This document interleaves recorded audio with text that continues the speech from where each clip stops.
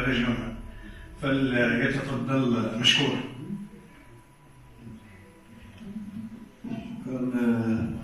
Merci beaucoup, Sfisari. Donc, on vous souhaite la bienvenue. Monsieur le Président de la Fédération nationale et de l'Association régionale des conseillers agricoles privés, Monsieur le Directeur du Centre régional de la recherche agronomique au CNETRA, Mesdames et Messieurs les membres de la Fédération nationale et de l'Association régionale des conseillers agricoles privés, Mesdames et Messieurs, permettez-moi tout d'abord de vous souhaiter la bienvenue au nom de Monsieur le Directeur régional qui, pour des raisons d'agenda, n'a pas pu être parmi nous. Je suis ravi de me joindre à vous à l'occasion de l'ouverture de la journée intitulée « Le rôle du conseiller agricole agréé privé face aux aléas des changements climatiques ». C'est vraiment un réel plaisir d'accueillir pendant cette journée d'études les conseillers agricoles à travers leur association régionale et leur fédération nationale, et j'espère que les interventions du panel des orateurs et le débat qui suivra répondront à vos attentes. La thématique que vous avez choisie de débattre dans cette journée illustre vos préoccupations vis-à-vis des enjeux de la lutte contre les aléas climatiques. Vous conviendrez certainement avec moi qu'au Maroc et partout ailleurs, les effets du changement climatique sont nombreux et impactent l'ensemble des secteurs économiques, dont tout particulièrement l'agriculture, en entraînant une baisse des récoltes accompagnée d'une hausse des coûts de production, affectant ainsi les prix, la quantité, la qualité des produits agricoles, voire même la durabilité de nos systèmes de production.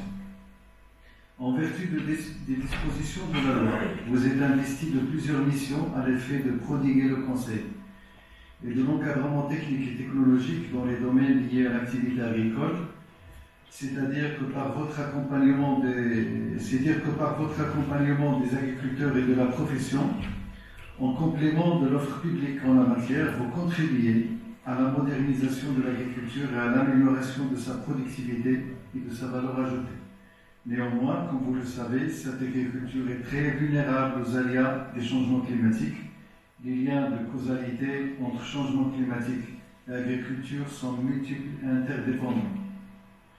Face à ce constat, il y a lieu de rappeler que l'amélioration de la résilience de notre agriculture a été parmi les fondements du plan Maroc Vert à travers l'adoption de plusieurs interventions adaptatives et plus efficaces et plus économiques, tout en accordant une attention particulière à la sauvegarde des ressources naturelles pour une agriculture durable.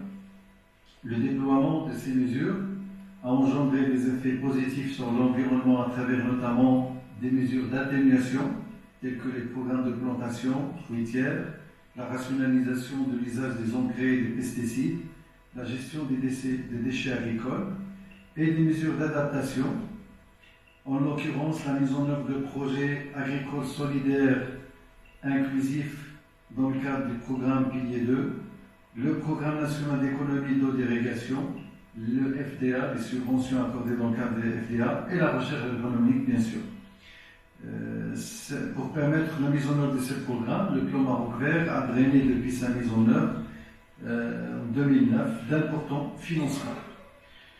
Le défi auquel nous devons répondre, c'est de maintenir, voire augmenter le niveau de production et de productivité agricole, tout en réduisant les impacts du changement climatique sur les ressources naturelles, notamment le sol, l'eau et la biodiversité. Notre pays est en mesure de démontrer par son agriculture qu'il est pleinement capable de s'adapter au changement climatique et d'évoluer avec plus de résilience pour relever les défis de productivité et de développement durable afin d'assurer la sécurité alimentaire. Par ailleurs, il faudrait signaler que le Maroc s'inscrit pleinement dans l'initiative d'adaptation de l'agriculture africaine, AAA, qui est une réponse de tout un continent au changement climatique à travers 3 types de solutions en matière de gestion de risques climatiques, à savoir le développement et l'amélioration des systèmes d'observation et de prévision, le développement de l'assurance agricole, le développement des programmes de formation, Ainsi, une bonne gestion des risques climatiques repose en effet sur la qualité et la mutualisation des données et sur le transfert de technologies qui demeure votre apanage. De par votre proximité des réalités locales, des préoccupations des agriculteurs et de la profession, vous pourrez jouer un rôle très important pour informer, sensibiliser et stimuler la population des agriculteurs pour vaincre les changements climatiques et de mettre en œuvre une agriculture résiliente. Comme il a été mentionné lors de l'Assemblée générale constitutive de votre fédération le 9 septembre 2017, je cite, « L'agriculture d'aujourd'hui n'est plus celle de nos ancêtres. Il revêt un caractère de plus en plus scientifique et doit faire face aux contraintes du changement climatique, de l'importance de la recherche et développement et du conseil agricole qui constituent à eux deux des facteurs déterminants pour la réussite du plan Maroc Vert. Une fois encore, cette journée est la démonstration que le Conseil agricole agréé privé assume pleinement ses responsabilités face au désordre climatique et que chacun est porteur de solutions et peut agir pour le climat à son niveau. Je souhaite plein succès à votre journée et merci pour votre attention. Changement climatique. Moi je prendrais un exemple aussi simple. Quand on prend le cas, je dirais, le plus frappant au Maroc, c'est le cas du pommier.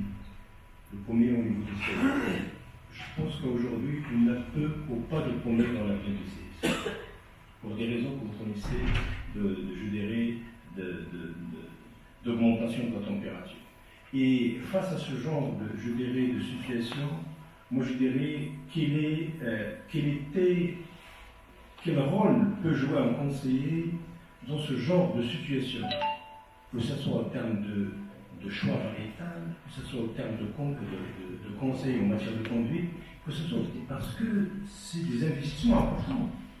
Les gens qui ont arraché ou qui ont, je dirais, abandonné des vergers de pommiers, c'était pas aussi facile qu'on en foyer. Et là, on voit qu'on a de plus en plus monté, je dirais, des plantations vers la montagne. Et je pense qu'en prenant d'autres exemples, moi je prends toujours, je donnerai un autre exemple, celui, je dirais, au niveau de la montagne, de côté d'Azélan, on a des vagues de chaleur au mois de juin, fin mai. C'est quand même un peu exceptionnel. Et même, on assiste à des vents chargés, je dirais, dans des zones où on n'a pas l'habitude de connaître ce genre de phénomène ou de risque climatique. Un point, je dirais, un dernier, risque climatique qui est devenu, je dirais, plus médiatisé peut-être, mais aussi plus présent, c'est les inondations au Maroc. On a de plus en plus de phénomènes d'inondation dans des zones qui n'étaient pas forcément des zones inondables. Et je pense que la réflexion aujourd'hui, c'est comment, en quelque sorte, adapter notre agriculture à ce contexte un peu changeant. Et à mon avis, je pense que l'atelier aujourd'hui apportera quelques éléments de réponse pour cette, je dirais, à la fois problématique d'adaptation au changement climatique, mais aussi au rôle que pourrait jouer le conseil agricole privé. Et je vous remercie, je souhaite du succès pour cette journée. Merci.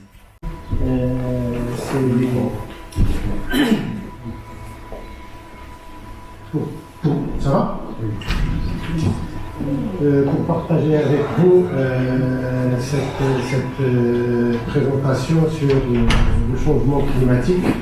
Donc, comme on l'a bien entendu du discours de monsieur le DRA sur le changement climatique et ses impacts sur l'agriculture, ainsi que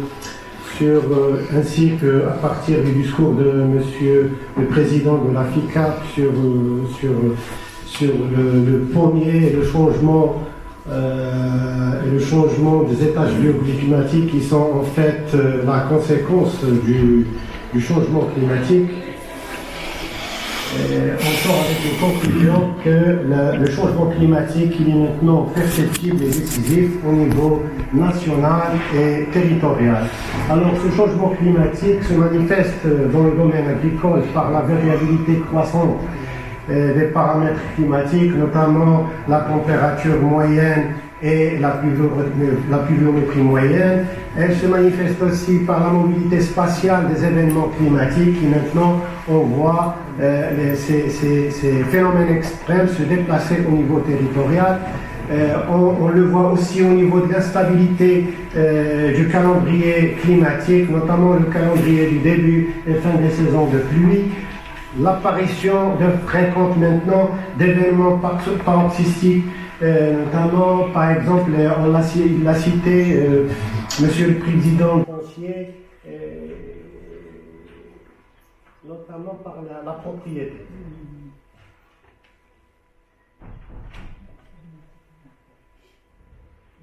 Alors, devant cette problématique, le Conseil général de développement agricole a mené une étude sur 5 zones agroclimatiques pour connaître un peu les perceptions des petits agriculteurs du changement climatique. Alors, les personnes enquêtées ont été généralement on a choisi des agriculteurs qui ont plus de 30 années d'expérience en matière agricole pour connaître un peu la trajectoire qu'a connue le changement climatique et bien internaliser cette problématique. Alors les résultats de cette étude, notamment en matière de perception, de perception du changement climatique par les peuples, nous a permis de classer un peu selon un ordre bien défini comment ils perçoivent le changement climatique. Alors, ils le perçoivent par des sécheresses de plus en plus sévères et fréquentes, surtout dans les zones arides et semi-arides. Les petits agriculteurs perçoivent le changement climatique lors des périodes de vent chaud, notamment le chéguy, qui touche pratiquement toutes les zones étudiées, les 5 agrosystèmes, mais qui sont plus sévères dans les zones du pré-Sahara du sud-est, des plateaux atlantiques et dans l'oriental. Elle se manifeste aussi par des épisodes de froid rigoureux en hiver, comme c'était le cas en 2012, des gelées de printemps, avril, mai qui affectent les cultures en floraison, surtout dans les zones de montagne ayant une altitude supérieure à 1000 mètres, des orages accompagnés de grêle durant la période de mai à septembre et qui sont beaucoup plus fréquents dans les zones de haute altitude, des inondations souvent imprévues en intensité, des vents de sable qui touchent essentiellement les zones de pré-Sahara du sud et en partie de l'oriental. Alors, l'analyse de cette perception nous a permis d'identifier en fait 7 menaces qui touchent l'agriculture, enfin la petite agriculture. La première menace qui apparaît à partir des enquêtes qui ont été réalisées auprès des agriculteurs, c'est la sécheresse. Elle est suivie du chéguy, de la gelée, du froid hivernal, de la grêle, des inondations et du vent de sable. Alors, quand on répartit ces menaces à travers les zones agroécologiques, on remarque que la contribution de chaque menace au niveau de chaque zone agroclimatique, on voit que la... Qu'est-ce qu'on fait à l'université? Je pense que notre université est dans un domaine très connu par la richesse en ressources en eau, telles que ressources en eau, ressources en sol. Et donc, je pense qu'il y a beaucoup de choses à faire en matière de collaboration, de formation. Malheureusement, il n'y a pas beaucoup de passerelles bien établies entre l'université et d'autres universités, d'autres acteurs socio-économiques. Et je pense que parce que on peut revenir au fond des choses, c'est question de science. Donc, pour développer tout ça, pour développer des conditions d'adaptation, ou bien des solutions innovantes en matière d'adaptation au changement climatique, ça va revenir un petit peu aux scientifiques. Et bien sûr, en collaboration avec les besoins exprimés par les professionnels, on peut arriver à des solutions. Donc certes, les changements climatiques, c'est une dimension internationale. Donc c'est pas... Malheureusement, le Maroc, c'est un pays qui ne produit pas, ou bien il ne cause pas le changement climatique, mais il subit les conséquences du changement climatique. En principe, ce sont les pays industrialisés qui causent, donc tout ce qui est gaz à effet de serre, ce sont les pays les plus industrialisés. Donc normalement, ce sont eux, ces pays-là, qui sont les responsables de ces dégâts, maintenant qui sont de plus en plus sûrs. Et nous vivons. Donc on commence à subir en plein fouet toutes les conditions de changement climatique. Avant, il y avait deux écoles. Donc il y a une école qui dit que le changement climatique, c'est une périodicité des climats, donc de l'histoire de la Terre. Mais maintenant, on a pu faire une corrélation entre l'industrie, donc l'époque industrielle de l'humanité, et l'augmentation de la température. Alors, donc, c'est Sari, quand il m'a demandé de faire une intervention, donc il m'a dit de vulgariser un petit peu, parce que je sais que c'est un langage spécifique quand même, mais dans la mesure du possible, je vais essayer de faciliter les choses et on peut discuter par la suite s'il y a des choses à expliquer davantage. Donc, ces dernières années, notre laboratoire commence à travailler dans le domaine des solutions d'adaptation au changement climatique. Et donc, il y a donc, en matière de ressources en eau, il y a ce qu'on appelle la méthode des recherches artificielles des aquifères.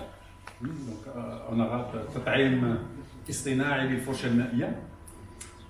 Donc, c'est une solution à nous pensons que c'est une très bonne solution. D'accord. Donc, pour augmenter, donc l'objectif, c'est de pouvoir augmenter les ressources en eau, la réserve en ressources en eau, tout en, si vous voulez, essayant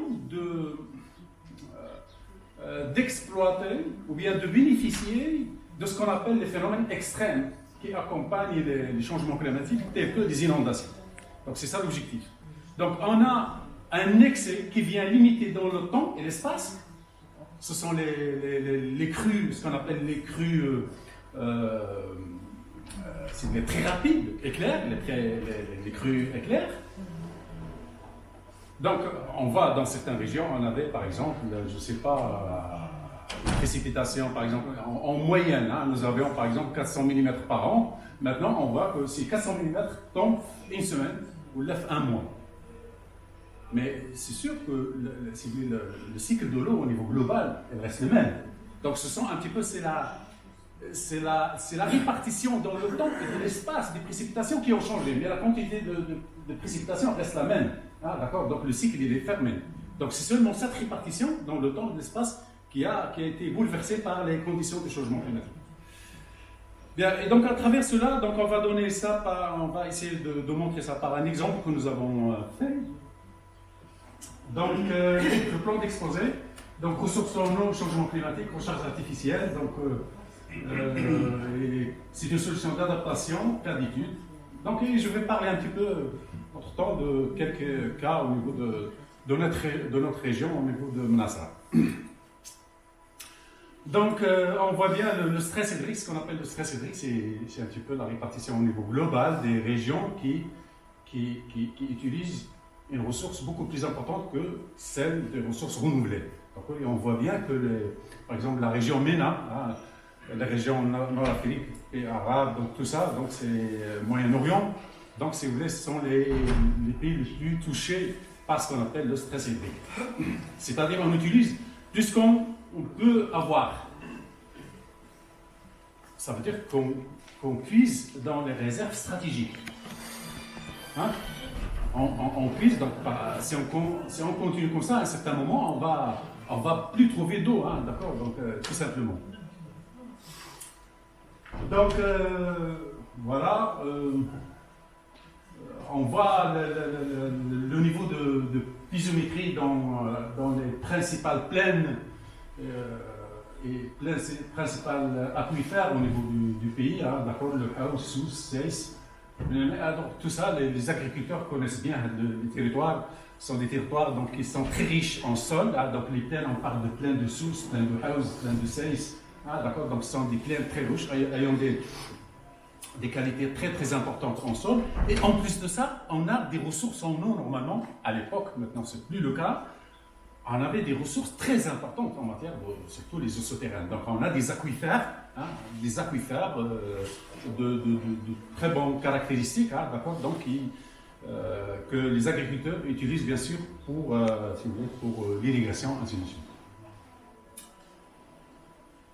Voilà, donc question de changement climatique, on arrive maintenant à voir une tendance un petit peu à la diminution des précipitations, donc ce qui un peu contribue dans la, si vous voulez, la difficulté si vous voulez, de la régénération des ressources en eau souterraines. Alors, donc, quelques études donc, dans la région qui ont montré, par exemple, dans le bassin de Sbou, hein, c'est un travail d'un collègue avec nous au laboratoire, donc qui montre un petit peu la, si vous voulez, la diminution ou bien la réduction des débits, des débits de l'Ouest Sbou et certains affluents, ainsi que les précipitations. Donc, toujours contrainte, donc il y a cette contrainte aussi pour les ressources en eau, donc diminution des précipitations, et on a, si vous voulez, en parallèle, nous avons, si vous voulez, une utilisation de plus en plus importante par le creusement, depuis, bien sûr, pour l'irrigation ou bien pour l'alimentation en eau potable. Alors, un deuxième, alors les agriculteurs, donc il n'y a pas que l'eau, bien sûr, qui intervient, donc je pense, si on veut compter sur une activité agricole, on aura besoin des ressources en eau et d'un sol. Et sur la région où on n'a pas de sol, on ne peut pas pratiquer de l'agriculture. Et bien sûr, c'est une ressource aussi qui est très, si vous voulez, touchée par les changements climatiques. Donc j'ai parlé de ces crues éclairs. Hein, donc, c'est-à-dire on a une intensité. Donc une intensité de précipitation très très importante des sols. Donc la vulnérabilité à l'érosion. Donc le sol c'est une usine, hein, donc si vous voulez c'est très très important, c'est grâce à tout un écosystème du sol qu'on peut avoir si vous voulez, un produit agricole. Donc ça, nos amis et collègues pédologues donc connaissent bien si vous voulez, ce phénomène-là. Alors, on a des techniques maintenant qui peuvent, si vous voulez, donc, en s'appuyant sur les techniques numériques et digitales, on peut, au niveau d'un bassin versant, parce qu'on travaille, l'unité de travail pour la gestion d'un sol ou bien des ressources en eau, c'est ce qu'on appelle la notion de bassin versant. Hein? Donc, bassin versant, c'est un territoire géographique limité par, si vous voulez, des lignes de partage des eaux. Et donc, cette unité-là qu'on utilise pour la quantification des ressources en eau, de surface et parfois souterraine, et aussi, si vous voulez, le taux ou bien si vous voulez, le degré, le volume érodé, hein, ou bien la masse érodée, la masse annuelle d'un sol érodé. Donc ça, si vous voulez, donc en utilisant les techniques de télédétection, bien sûr avec notre donnée géographique et géologique, on peut estimer le degré si vous voulez, de vulnérabilité des sols. Donc à travers cette technique-là, on peut par exemple prédire les zones qui sont très vulnérables à l'érosion et on peut intervenir pour apporter des solutions adéquates pour limiter ce phénomène. Donc, comme je viens de dire, donc, les ressources en eau, changement climatique, donc changement climatique. Alors, au Maroc, on a une fréquence et intensité de sécheresse, donc la manifestation des changements climatiques, donc des inondations qui sont dévastatrices, donc comme il vient de signaler tout à l'heure, hein, donc on a des régions qu'avant on ne connaît pas d'inondations. Donc maintenant, on a pu vivre même des catastrophes, hein, donc surtout dans le sud, qui sont très nouveaux un petit peu. Alors, donc, nous avons aussi des modifications dans la répartition spatio-temporelle des pluies. Alors, donc, les changements climatiques se traduisent par donc, les phénomènes, donc, premier phénomène extrême, qui est les inondations. Alors, comment on peut s'adapter à ce phénomène-là, donc de phénomène extrême? Donc, premièrement, on doit limiter les effets des inondations. Et on va voir, donc on ne va pas laisser quand même cette ressource va comme ça, donc va se perdre, parce qu'il va se perdre soit par évaporation ou bien par, ça va se déverser dans la mer. Donc, si la région est côtière, on va penser un petit peu à faire ce qu'on appelle un stockage. On va faire un stockage. C'est-à-dire, on va essayer de... c'est un phénomène négatif, mais on va essayer de positiver la solution. D'accord? On va un petit peu essayer de voir l'aspect positif des choses. Merci, Dr. Safi. Je voudrais tout d'abord remercier la FPAC de m'avoir donné cette opportunité de partager quelques études, une expérience avec vous comme conseiller privé de séjour. Vous avez plus besoin maintenant qu'avant peut-être d'utiliser ces informations pour pouvoir aider un peu les agriculteurs à prendre des décisions dans des conditions qui deviennent de plus en plus difficiles. Donc, moi je suis actuellement responsable du centre de l'IMITA. C'est un centre qui travaille surtout sur les agrumes, je cherche sur les agrumes. Mais je suis là aussi. Maintenant, je vais mettre ma casquette de chercheur en agroclimatologie et modélisation et pour partager avec vous mon expérience, surtout lorsque j'étais à Stade, on a travaillé sur ces modèles dans les zones semi-arides. Je suis actuellement aussi membre du comité scientifique de l'initiative TEGLA. Et donc, comme l'a dit tout à l'heure des collègues, le changement climatique, il y avait des doutes avant. Mais maintenant, c'est une réalité, on le voit. Donc, vous constatez toujours actuellement il n'y a pas que la rareté de la pluviométrie, la hausse de température, mais surtout les phénomènes extrêmes. Donc, on a parlé tout à l'heure, donc il y a des inondations, des sécheresses extrêmes, il y a même des zones où on n'a plus le nombre de jours de froid disponibles pour certains arbres. Et donc il y a ces phénomènes extrêmes qui deviennent de plus en plus fréquents. Et donc comme j'entends souvent dans des colloques qu'on va combattre la sécheresse, le changement climatique, on ne peut pas les combattre. Donc on va faire avec. Donc il faut, comme l'a dit tout à l'heure certains collègues, s'adapter, soit essayer d'atténuer les effets de ces changements climatiques. On ne peut pas les combattre, il faut faire avec des outils qu'on va voir tout à l'heure. Donc, comme vous le savez, donc, il y a si vous avez une carte de pluviométrie au niveau national, et donc vous constatez que nous avons deux gradients, un gradient nord-sud, un gradient ouest-est. Donc la pluviométrie diminue quand on se dirige vers le sud ou bien vers l'est.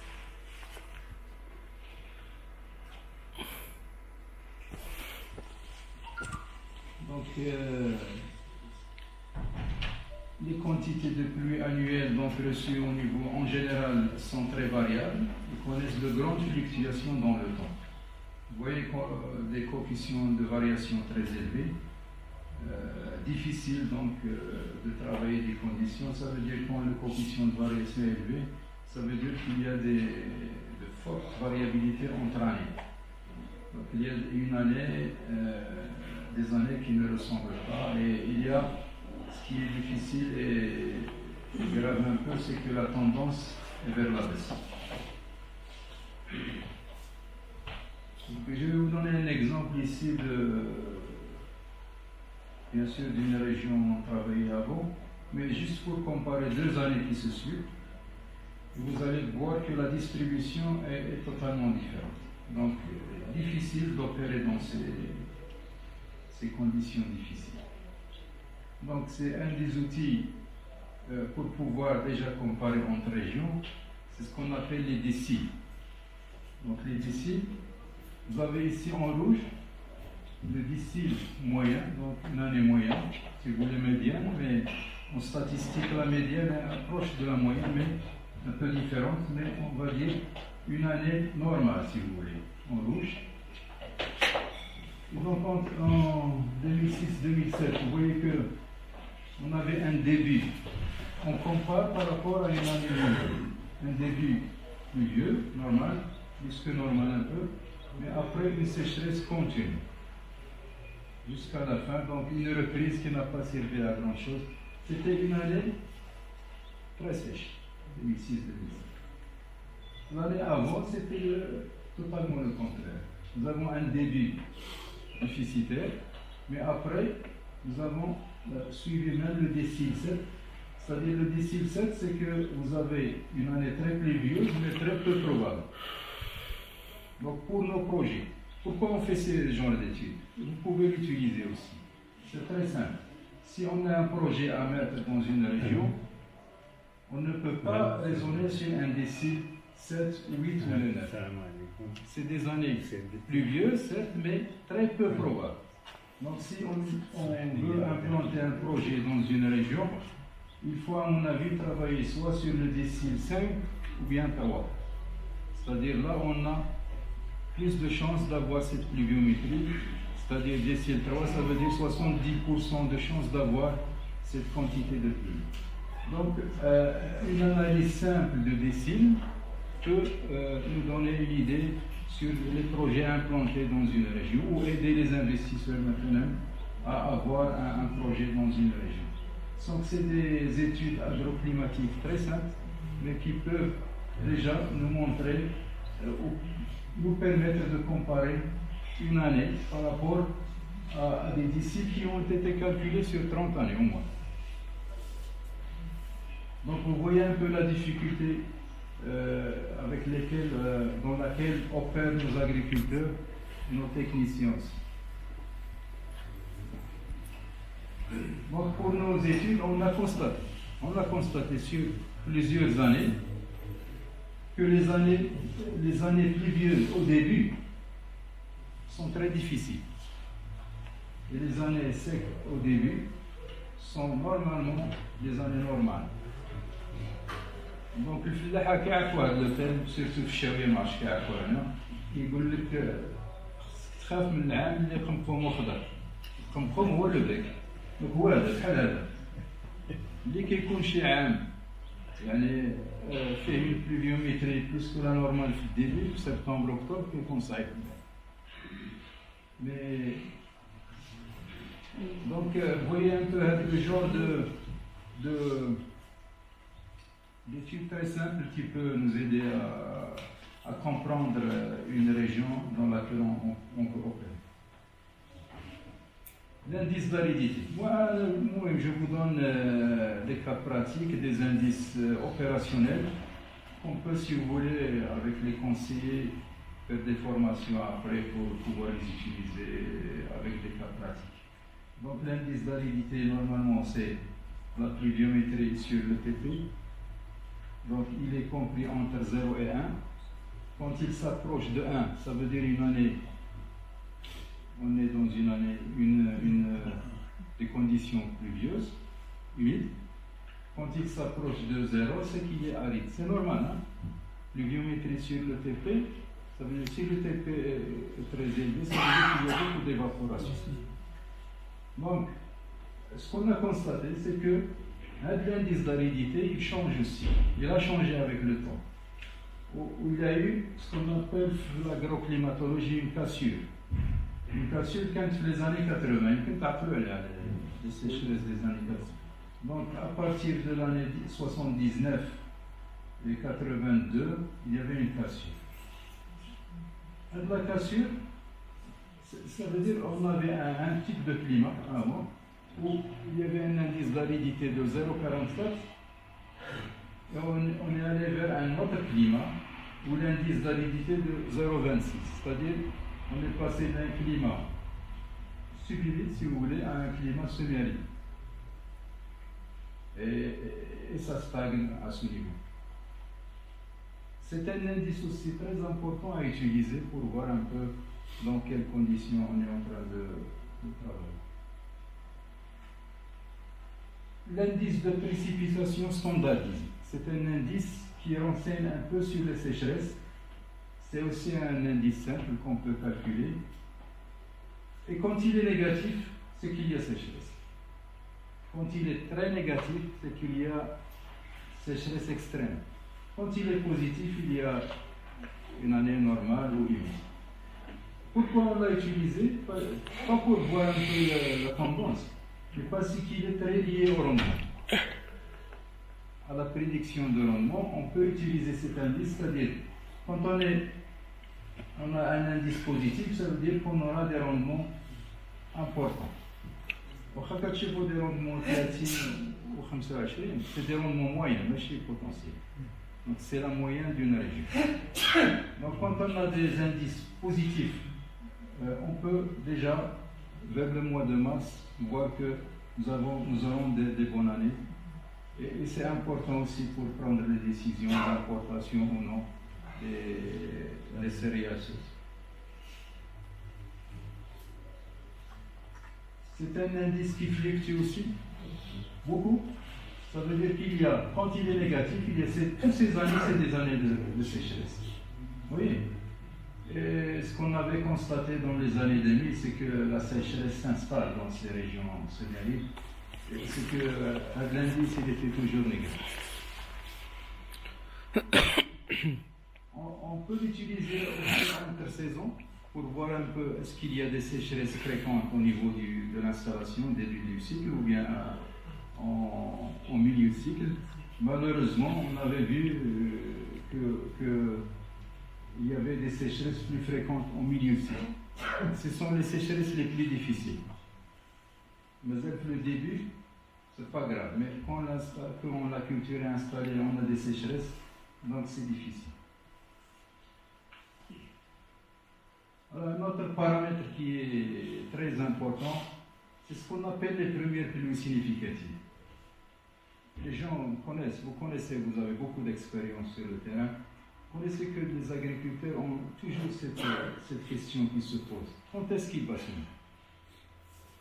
Quand est-ce qu'ils bassinent? Quand est-ce que c'est en novembre, c'est en octobre? Généralement, ils ne prennent pas de risques. Jamais les agriculteurs sèment en septembre.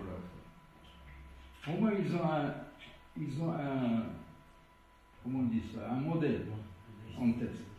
Des modèles qu'ils ont accumulé de l'expérience sur 30-40. Là, on n'a pas de cette expérience, mais on a les modèles mathématiques qui aboutissent au même résultat. Pratiquement les mêmes.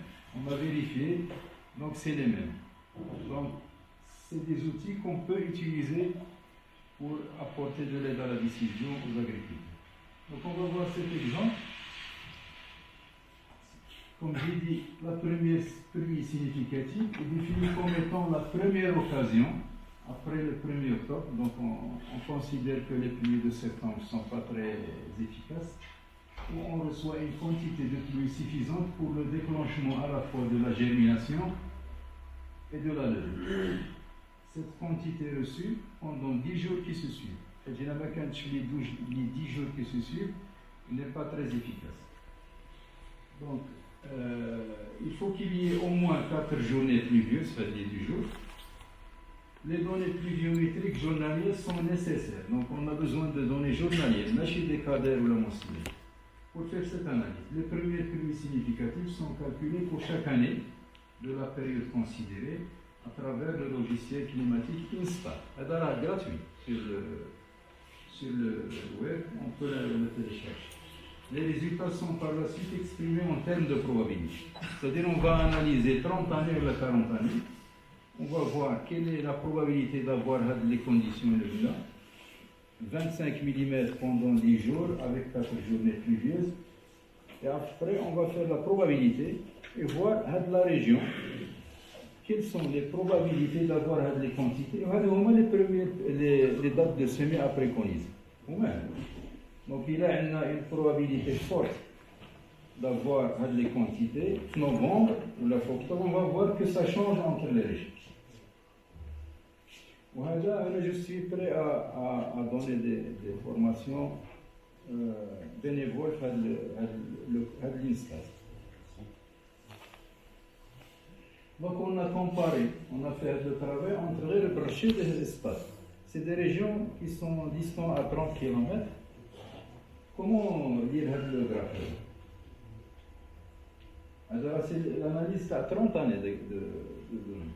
Donc, on a les jours après le 1er octobre, l'axe des Y, on a les probabilités. Très simple.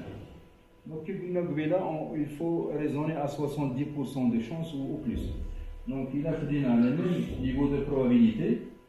Ça veut dire, on a 70% de chance d'avoir les premiers pluies significatives 40 jours après le 1er octobre. Ça veut dire le 1 novembre. Alors que c'est plus aride un peu, il faut attendre le 10 novembre, 40 jours après. إذا كنا في البروج راسي محفوظ هنا معنا كاع في ديك المنطقة il faut aller jusqu'au 20 novembre pour ne pas avoir de risque. وهنا لاحظوا أن entre deux régions, on peut déjà préconiser deux dates similaires différentes. Le pluvial, je parle du pluvial, ماشي في l'irrigué. وهذا on va vérifier sur le terrain, c'est exact les dates qui sont utilisées par les régions.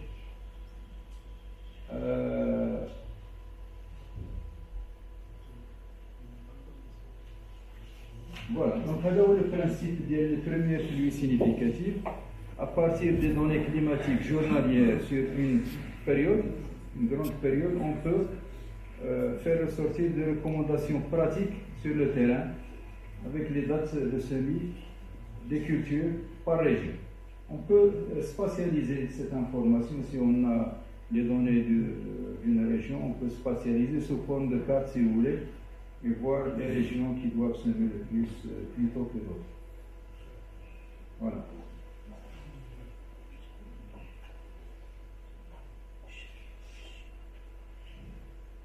Voilà, 10 jours de différence. Il y a un autre indicateur qui est aussi très important, c'est ce qu'on appelle la longueur de la période de croissance. Et sur cette base qu'on a établi à l'INRA les cartes de vocation des terres.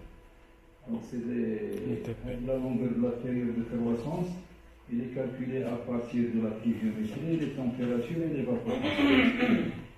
C'est la période, si vous voulez, physique, qui est possible pour une culture. C'est-à-dire si on a 120 jours de longueur de la période de croissance, c'est-à-dire qu'on peut mettre des variétés ou des espèces qui ont une période de croissance inférieure à 120 jours. Si maintenant tu as une période de croissance dans une région de 90 jours, tu as la culture de 120 jours. Impossible.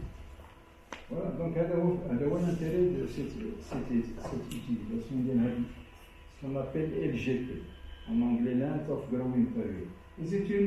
C'est un indice qui est très corrélé au rendement aussi. Oui? Donc quand LGP dépasse les 120, les 140, vous avez de très bons rendements. Quand elle est faible, 20 ou 40 jours, il y a très faible rendement. Donc pour ces zones, nous on recommande de la biomasse seulement, donc des forages par exemple. Donc ici, pour une longueur de période de croissance en année normale, nous avons à peu près 5 mois. Ça commence début octobre et ça finit en fin février. Et donc, pour une année sèche, bien sûr, il est réduit à 3 mois. On a fait une étude sur la région de Fredga, par exemple, c'est l'effet des changements climatiques. Les années 60, ils avaient une période de croissance de 170 jours. Fredga. Pour les années 2000, à peu près 110 jours. Tout le maladien.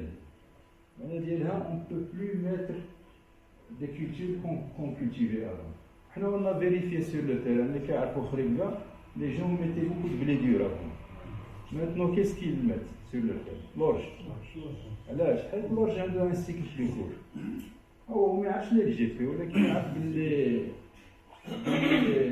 les périodes de croissance se sont rétrécies. Donc c'est un outil aussi qui peut nous aider à préconiser des cultures et pas d'autres. Le GP, on l'a spatialisé aussi au niveau national. Vous voyez qu'elle suit un peu la pluviométrie. Deux gradients, gradient nord-sud, gradient est-ouest. Et là, les zones de l'oriental, on a moins de 50 jours. Malheureusement, les zones de l'oriental qui diront le blé ou le temps. Moins de 50 jours, c'est des cultures, les ferrets forages. Les forages, les parcours.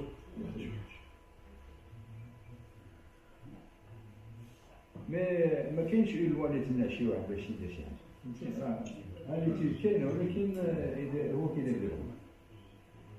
Et là on peut descendre à un niveau de commune aussi. Donc vous voyez que dans les zones nord de la commune de l'oriental on a à peu près 80 jours ou 90. Mais au sud, on a moins de 50 jours, donc là c'est des parcours. Là aussi, il y a une chose sur la période de croissance, c'est les mêmes années 80. Donc on est passé en moyenne à 278 jours, 103 jours. Donc on n'a pas la possibilité de mettre des cultures qu'on veut. Donc il faut choisir des cultures à cycle court. Si je vais sûrement parler de variétés qui a développé, si je quand il était à l'INRA, donc c'est des variétés courtes, à cycle très court, qui s'adaptent justement à ces nouveaux environnements. Donc là, on voit que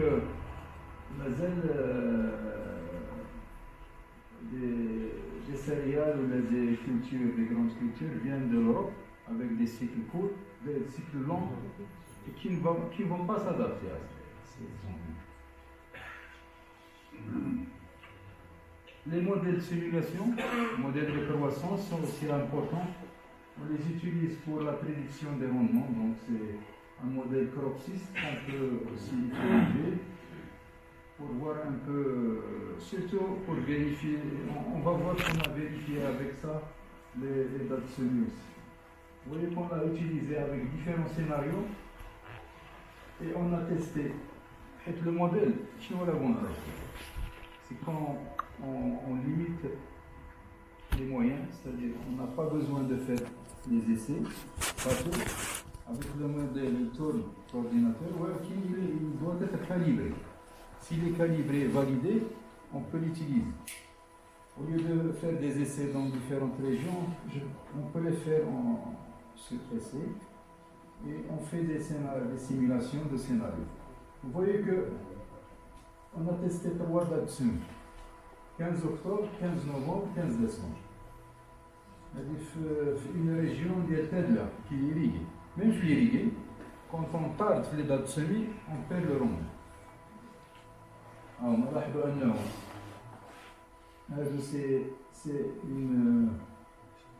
C'est les dates. Donc le 15 décembre, le 15 décembre, on a un rendement réduit. Dès le départ. À partir du 15 octobre, on a rempli l'irrigué. Donc l'idée, le modèle nous affirme que la date semis, il faut qu'elle soit un peu précoce, mais pas trop précoce. حيت عارفين انه الناس كيزرعوا في اكتوبر وكتجي واحد لا بريمير بلوي اللي هي ماشي سينيفيكاتيف غير دي كونتيتي ان بو فيبل كي ديكلونش غير لا جيرميناسيون ماشي لا لومي. شحال من واحد كيعاود الزراعه الفلاحه راهم عارفين الناس اللي كيعاودوا الزراعه شي سنوات. Donc mais il faut faire un équilibre entre date précoce ou avoir des données sur les premières pluies significatives. Voilà. مشينا حنا ما بوسي هاد لاسيميلاسيون حتى لجونفي كاع نشوفوا هاد الموديل فين غادي يوصل. دونك لاحظوا انه في المنطقه هذا في البلوفيال المنطقه ديال برشيد on peut arriver jusqu'à 65 quintaux en bourg إلا زرعنا في 1er نوفمبر. في le 15 نوفمبر ما كاينش فرق كبير قليل. حتى le 30 نوفمبر il n'y a pas de différence. Donc من le 1 حتى le 30 في برشيد مثلا aucune différence significative. ملي نمشيو le 15 ديسمبر 23% de rendement réduite من الديبار واخا دير اللي درت دير لازوت ولا دير الدواء ولا دير البرد. 30 ديسمبر تقريبا 40%. ملي نمشيو ل 15 جانفي jusqu'à 66% de réduction de rendement. يعني الفلاح الا مشى حتى لقى جانفي ما يزرع. دونك هادو غير لي دات سمي بلا لي زوتر زامبرون.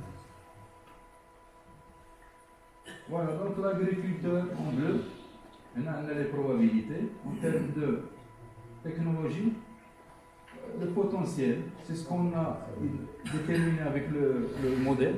Et le modèle qui a le potentiel, avec une bonne pluviométrie, une bonne conduite. Nous avons أنه واحد 20 كانتو تقريبا كتضيع الفلاح avec les mêmes intrants. اللي نستعملوا في الموديل واللي كيستعمل هو في لي ميم كونديسيون بليفيوميتريك كليماتيك بيدولوجيك 20 كانتو ديال الفرق تقريبا. منين جايه؟ جايه غير من لي موفيس براتيك. راه يستعمل هو نفس لا كونتيتي د لازوت ويستعمل نفس الدواء ولكن ما كيستعملوش في البوكس. يديكاليه ولا ما يستعملوش. دونك كاين مونك ا غانيي غير جوست في لابليكاسيون l'utilisation des intrants ou des techniques. Voilà l'impact des changements climatiques sur la vocation des terres. L'état actuel. Les zones rouges, ils avancent. واحد من هنا ل 2100 راه يطلعوا كتبقى هاد لا زون ديال الغرب ولو نور هي اللي شويه فيها الخضره. بيان سور هادشي الا ما دار حتى شي حاجه بور اتينيي لي زيفي لا سيشال ماشي غير المغرب العالم هو اللي خصو يتحرك كله حيت لا سيشال لي شونجمون كليماتيك ماشي حنا اللي درناهم ماشي لافريك يسوبي دونك لي زوت مي الا ما دار والو غادي نوصلوا لهاد الحل. Voilà, là je voulais partager avec vous les travaux de l'INRA. Donc, comme Fertimap, vous avez tous entendu parler, carte de fertilité des sols. C'est un projet qui a été financé par le ministère de l'Agriculture et de la Santé. Ça a été réalisé par l'INRA, l'IAV et l'ENA.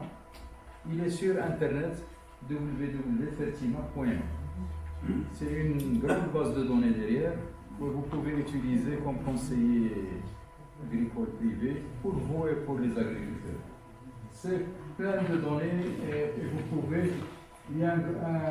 L'essentiel, c'est un conseil en fertilisation. Vous avez un module à l'intérieur, vous faites entrer les rendements visés d'une culture et les données, si vous avez des données sur l'analyse, sinon, avec les coordonnées de la région, ils vous donnent un peu les éléments nutritifs à mettre et avec même le coût et la formule régionale.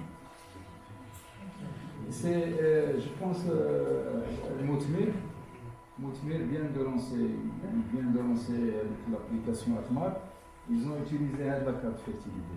Il est derrière. Donc. Si vous utilisez le Moutmir, Atmar. Il y a un programme CGMS Maroc, très important aussi pour le suivi de la campagne. Pour chaque région, chaque province, chaque commune. C'est aussi sur internet CGMS, www.cgmsmaroc.ma. Il y a un autre programme très important, Mosaïque, qui est aussi l'impact des changements climatiques sur la productivité des cultures. Il y a aussi une grande base de données et c'est sur internet gratuit aussi. www.changementclimatique.ma.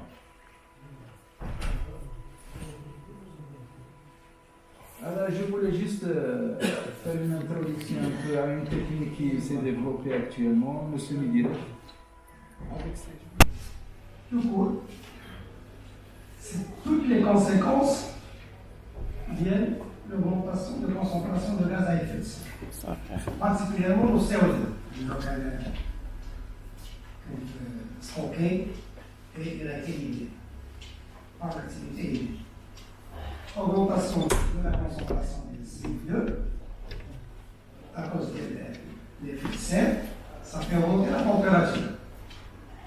Lorsque la température augmente, au niveau global, on s'attend parce qu'il y a une augmentation, il y a de la pluviométrie, il y a l'évaporation. C'est normal, l'évaporation dans la pluviométrie augmente. Mais ce n'est pas le cas pour le Maroc. Il y a augmentation du CO2, il y a augmentation de la température, mais il y a diminution de la pluviométrie. On s'attend à ce qu'il y ait une diminution, par exemple, de moins 11% vers 2050 à moins 16% vers 2090. Et presque tous les scénarios de circulation atmosphérique prédisent cette diminution de la pluviométrie et l'augmentation de la température qui risque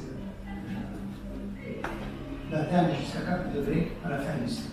4 degrés, là, c'est pas facile. Déjà, on est à 1% depuis l'ère de l'industrialisation, un peu moins de 1%, 2%. Après, en 2050, c'est 1,8 ans en plus, et puis c'est 1,8 ans en plus en 2010. Donc, nous attendons de nouveau demander dans les jours. L'impact sur les cultures. L'augmentation de CO2 est positive, parce qu'il y a plus de photosynthèse, donc plus de biomasse, et donc plus de rendement. L'augmentation de la température, elle aussi, elle est positive, sauf s'il dépasse une certaine limite, au-dessus de 35 degrés. Ça accélère, si vous voulez, l'activité enzymatique. Donc, il est favorable à la croissance. Et le facteur limitant, c'est l'eau. Donc, le problème, c'est la pluviométrie.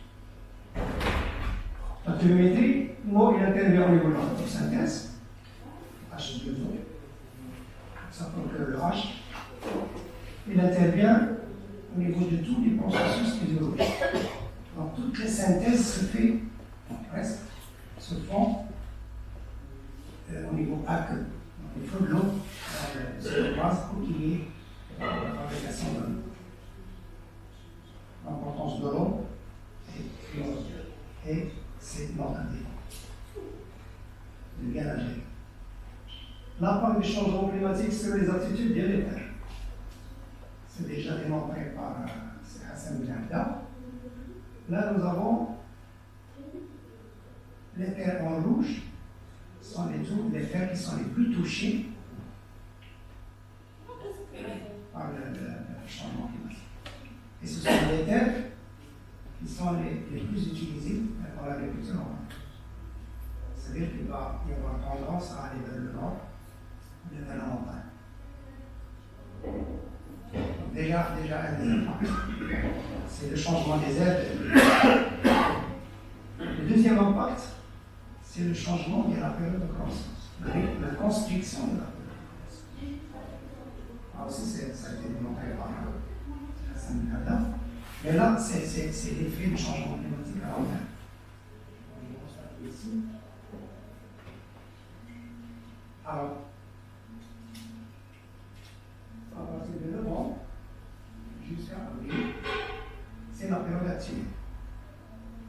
Il est en train de se rétrécir et en 2050, on va s'attendre à ce qu'il y ait une diminution d'un mois.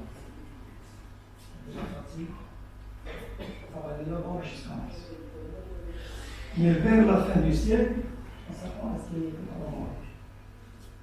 C'est-à-dire les constructions ici. Et ça, c'est valable pour presque l'ensemble des envois électroniques. Les conséquences, bien sûr, c'est le changement de variété. Alors, les facteurs clés du changement climatique et de l'impact, là, ils sont nombreux. Donc, les facteurs climatiques, la variation spatiale et la pluviométrie, la variation interannuelle, la variation saisonnière, c'est à l'intérieur de l'année, de la campagne, les hausses de température, la baisse, la variation de la température, et toutes les variations interannuelles. Et puis à la fois les deux, la pluviométrie et la température qui interagissent entre elles et qui créent des situations de risque. Les risques et l'aridité, c'est l'irrégularité de la production, c'est la sécheresse, c'est l'orage, c'est la canicule, le chablis, c'est le gel, c'est la vitesse de développement. C'est beaucoup de développement de transpiration, la chaleur, les maladies, les insectes. Sauf le CO2, c'est positif.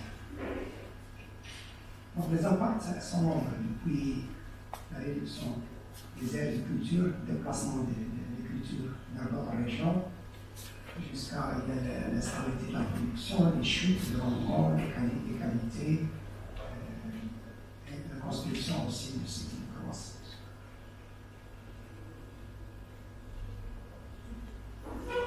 Mais si on veut hiérarchiser entre ces différents risques, nous aurons, et c'est déjà démontré ce matin, c'est la sécheresse en premier. L'impact de la sécheresse, c'est le plus élevé. Le plus grand risque est induit par la sécheresse, par le changement climatique. Il est suivi par les maladies, les insectes, et puis les vents chauds et les repentis.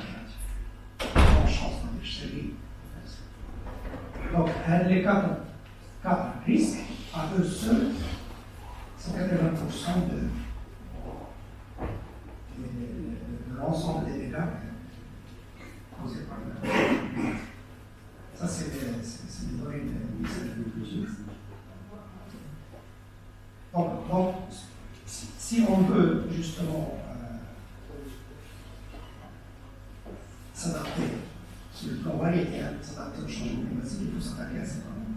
S'attaquer à la sécheresse, à la vie et à la température.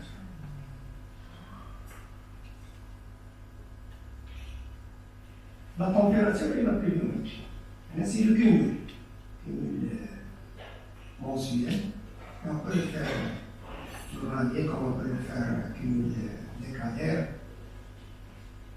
Vous constatez que la pluviométrie elle varie beaucoup plus d'une année à l'autre.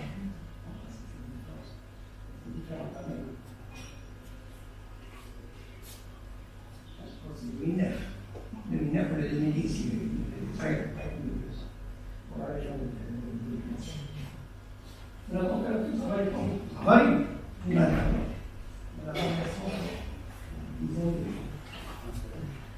de durée. Donc, il y a des variations. Ça cause des perturbations météorologiques à l'intérieur de la. On va constater par exemple là. Tous les segments là, c'est la sécheresse. Dès qu'il n'y a pas de pluie. Et ça peut venir au début, ça peut venir au cycle, comme ça peut venir en fin de cycle.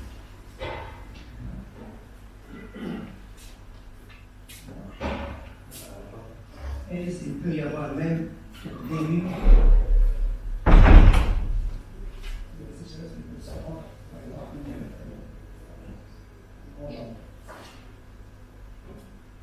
En général, on a calculé, c'est la sécheresse de nuit du cycle ici, je vais vous dire.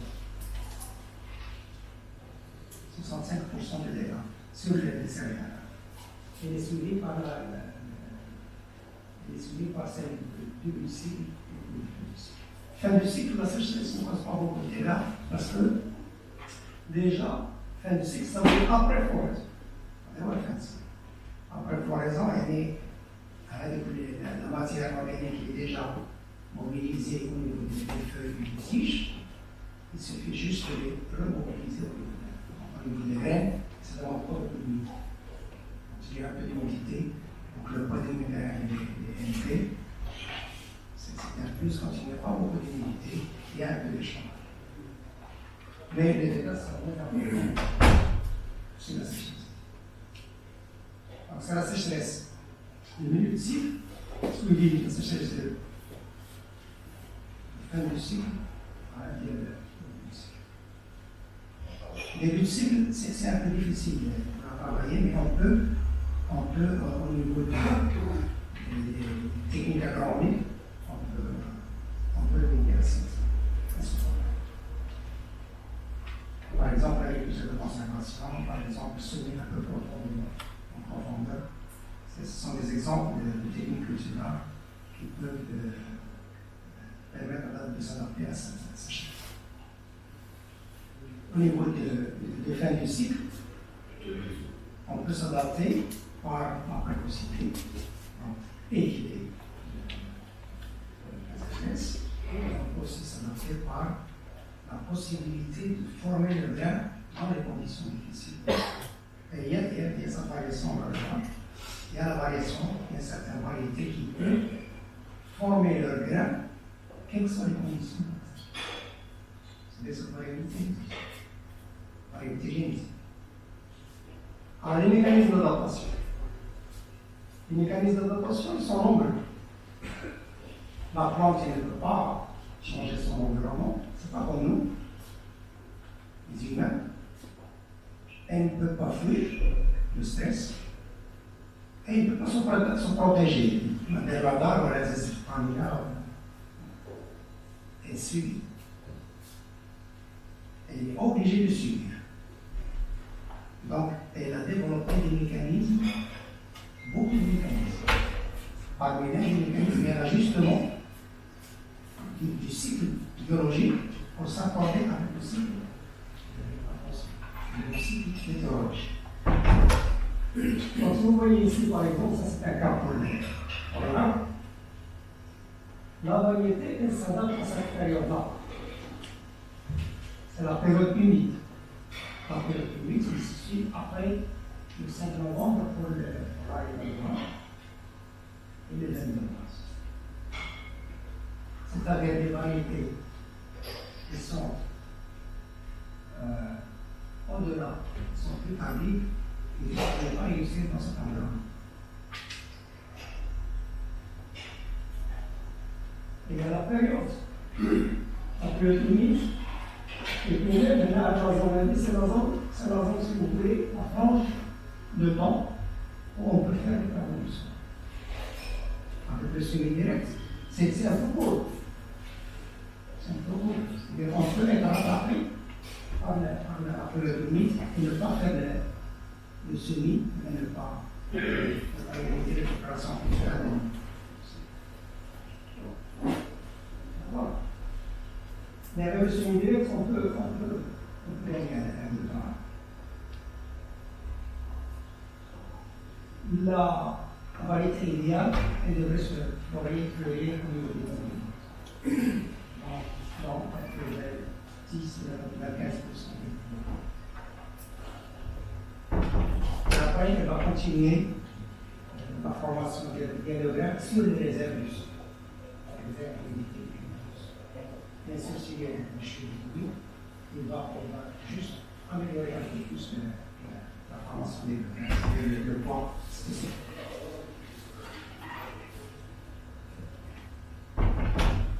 Autre mécanisme d'adaptation, la plante elle réagit sur son peuplement, et ça a été constaté au niveau du semi-aride. On sème par exemple du 150 kg à l'hectare. On compte le nombre de plantes levées. On suppose qu'il va y avoir du taillage au cours de l'année, mais quand on revient à la fin de l'année et on compte le nombre d'épis, on va trouver que le nombre d'épis est inférieur au nombre de plantes de départ. Donc il y a un taillage. Et on ne multiplie pas. Normalement, si nous avions 400 plantes par mètre carré, avec 1,5 canton de tallage, on doit s'attendre à 600 épis. Mais à la fin de l'année, on s'attend à ce qu'il y ait moins de 400 épis. Donc il y a un ajustement, le peuplement qui se fait par compétition entre les plantes elles-mêmes. C'est un ajustement donc, par rapport aux conditions météorologiques. Il y a aussi le dallage. Le dallage, au début, c'est combien pour couvrir le sol et réduire les transpirations, ou bien pour après sacrifier des tiges, c'est des conditions difficiles. Quand il y a des difficultés ou sécheresse ou de température extrême, il va y avoir des sacrifices et des feux. Il y a aussi le phénomène de compensation. Va être aussi un porteur de plaidoyer des agriculteurs, même s'il y a d'autres instances qui sont là. Ma question sur ce propos, c'est que là, le Conseil agricole est là, il va être chargé de mettre à exécution une offre institutionnelle présentée par les différentes instances concernées. Et je ne parle que du département de l'agriculture. La question est, qu'en est-il de la demande? Et c'est le moment de réfléchir sur la demande pour faire relever cette demande et aussi mettre en équilibre offre-demande au service de développement d'une manière générale. La deuxième question ou interpellation, c'est que le changement climatique, ce n'est pas une climatique Conseiller agricole. Bonjour tout le monde.